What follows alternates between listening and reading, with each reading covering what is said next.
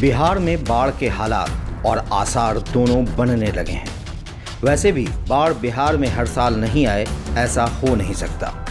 कहावत है, एक तो करेला उस पर से नीम चढ़ा। आप सोच रहे होंगे कि मैंने ये कहावत यहाँ पर क्यों बोली।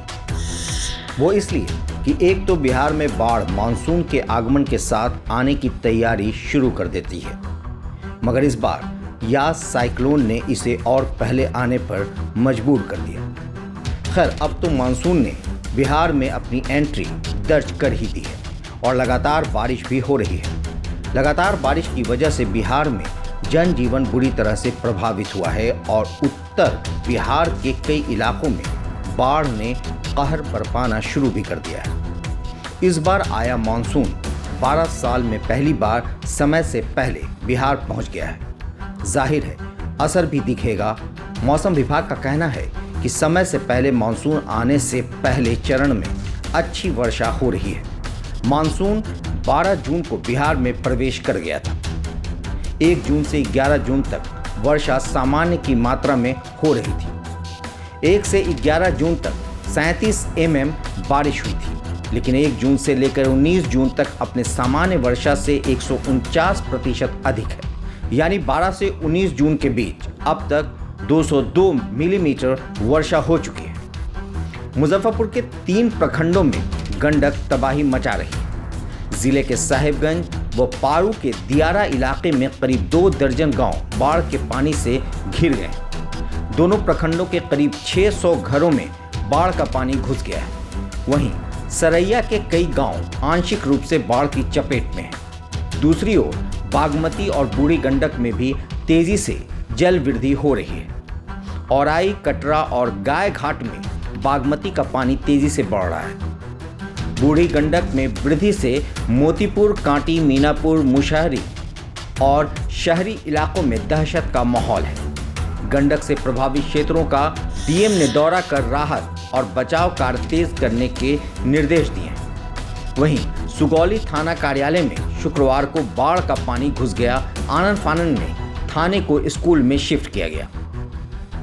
पूर्वी चंपारण जिले में गंडक व बूढ़ी गंडक नदी के जलस्तर में वृद्धि जारी रहने से कई प्रखंड बाढ़ से प्रभावित हैं।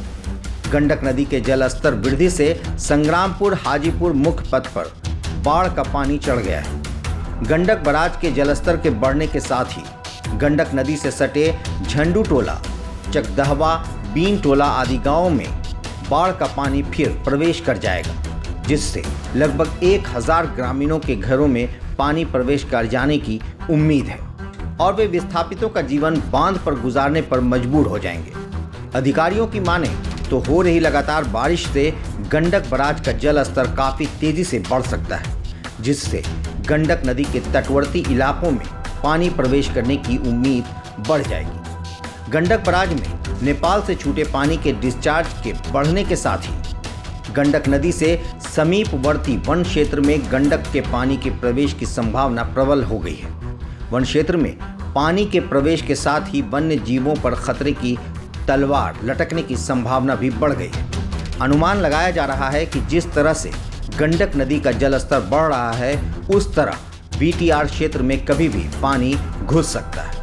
गंडक बराज के जलस्तर में हो रही वृद्धि लगातार जारी है। इजरा मोरी गांव से लेकर करीब 1 किलोमीटर तक पानी का बहाव तेज है। तितरिया प्रखंड के सिरौली डायवर्सन पर बागमती नदी का पानी चढ़ने से आवागमन बाधित हो गया है। सुगौली के विष्णुपुरवा गांव जाने वाली सड़क पर 3 फुट बाढ़ का पानी चढ़ गया। डुमरिया घाट रिंग बांध के किनारे बसे कई गांव में बाढ़ का पानी घुस गया है। अरेराज और बंजरिया के कई गांव बाढ़ से प्रभावित हैं। हर साल बारिश से परेशान होकर नेपाल भी पानी छोड़ता ही है, जिसका बुरा प्रभाव बिहार की नदियों खासकर कोसी पर पड़ता है। बाढ़ से बिहार का कोसी क्षेत्र अछूता रह नहीं सकता, जहां बाढ़ का आना ऐसा है जैसे रात के बाद सुबह का होना तय होता है। बारिश की वजह से नदियां अपनी हद पार करने लगी हैं। अब देखना है सरकार इस बार बाढ़ से बचाव के लिए कितना कारगर उपाय कर पाती है। बिहार इन शॉर्ट से मैं शादाब मलिक। अगर आपने हमारे YouTube चैनल को सब्सक्राइब नहीं किया तो जरूर कर लें। फेसबुक पेज को लाइक करना ना भूलें।